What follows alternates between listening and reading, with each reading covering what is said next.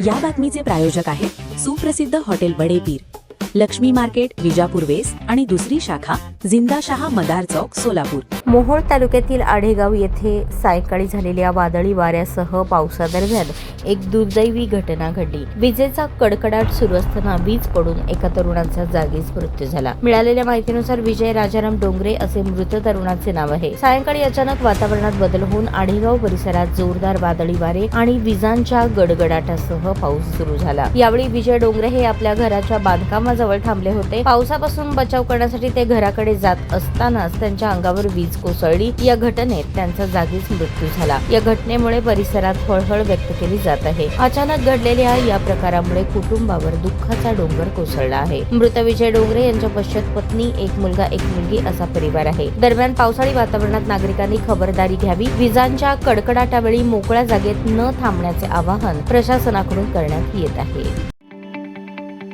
ताज्या बातम्या पाहण्यासाठी प्राईम महाराष्ट्र न्यूज चॅनलला सबस्क्राईब करा।